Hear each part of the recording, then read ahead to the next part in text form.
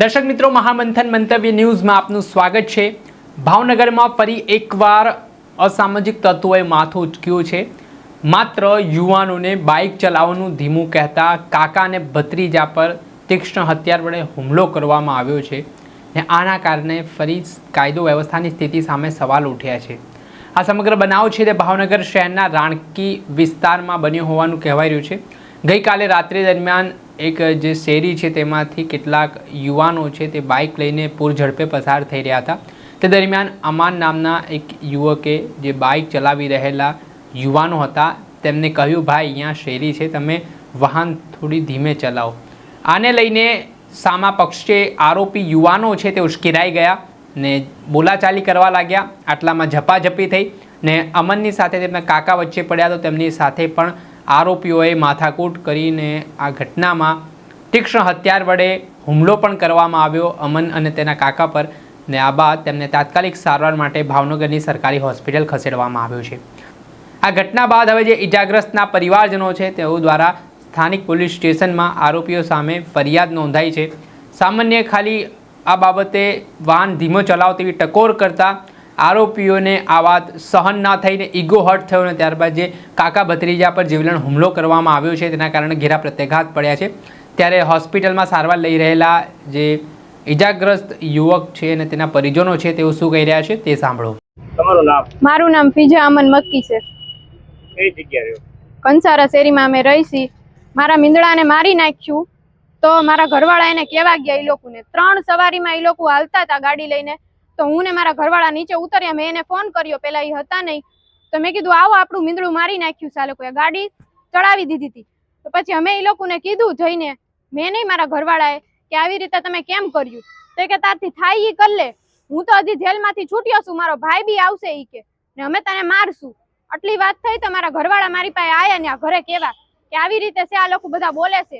તો ખાચામાંથી બધા ભેગા થઈ ગયા ને એ લોકો ત્યાંથી અમે લોકો કેવા ગયા કે તમે આમ કેમ કર્યું? તો કે તમારથી થાય ઈ કરી લ્યો ઈ કે એ લોકોએ તો છરી હથિયાર ને તલવારું બધું રાખ્યું હતું ને અમને મારવા આયા। મારા ચાચા સસરાને માર્યા, માથામાં ને અહીંયા પગમાં, મારા ઘરવાળાને બધા ભેગા થઈને ગાડીની નીચે નાખી દીધા। હું એની વચ્ચે હતી, મને એ લોકોએ મારી છે, ધક્કા માર્યા મને।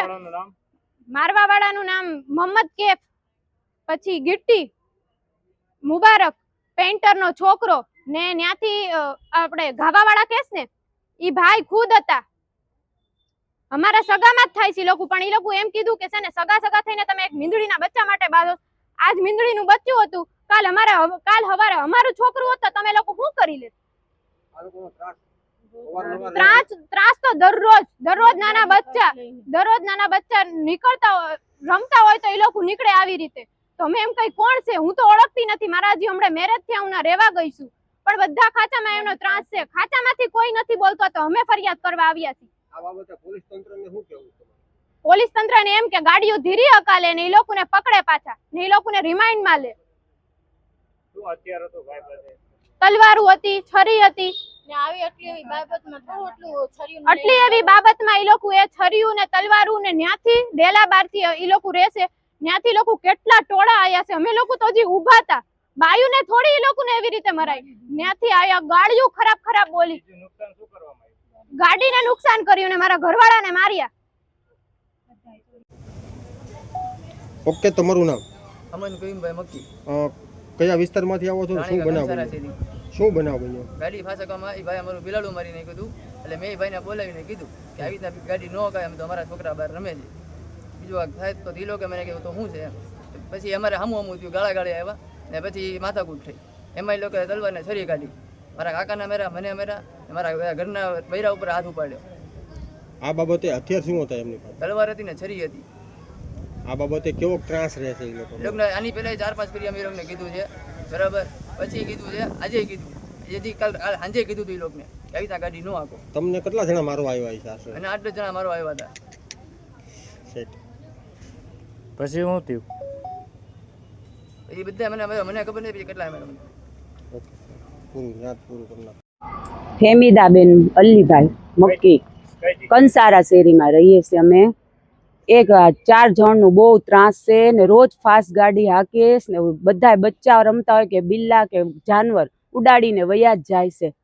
ને અત્યારે ખાલી મારે ભત્રીજા એમ કીધું કે તમે છે ને જરાક ભાઈ ધીમે ગાડી હાંકતા હોય તો અહીંયા નાના બચ્ચા રમે બાયુ બહાર બેઠી હોય તો આ તો મારા ભત્રીજાને એવો માર્યો ખૂબ પાછી બીજી કોરથી ગોલા ખાચામાંથી છર્યું ને ધારિયા ને હથિયાર ને લઈને વયા અમને તો ખબર બી નહોતી અમને તો કાંઈ ખબર નહોતી કે આટલી મોટી થાય આવીને સીધા મારવા જ માંડ્યા મારા ઘરવાળાને માર્યું મારા જેઠ હસનભાઈ છે એને માર્યા એની ગાડી તોડી નાખી એના ઘરવાળાને પછાડી દીધા બેહોશ પડી ગયા ભાઈ એવું તો કાંઈ ત્રાસ હોય ખાલી બિલ્લીના બચ્ચાને હું કામ ચેપીને મારી નાખ્યો એટલું અમે કીધું એમને તો આવીને મારવા જ માંડ્યા કાંઈ પૂછ્યું ને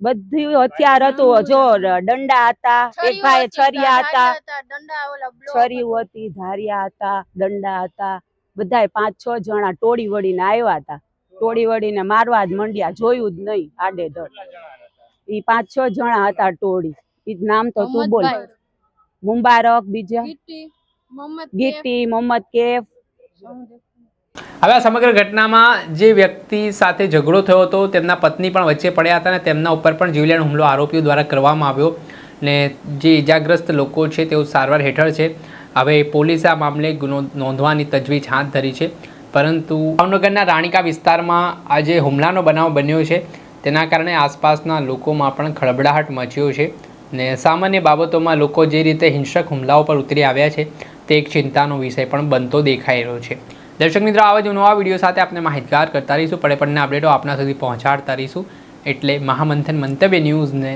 લાઇક કરી લો સબસ્ક્રાઇબ કરી લો અને વધુમાં વધુ શેર કરો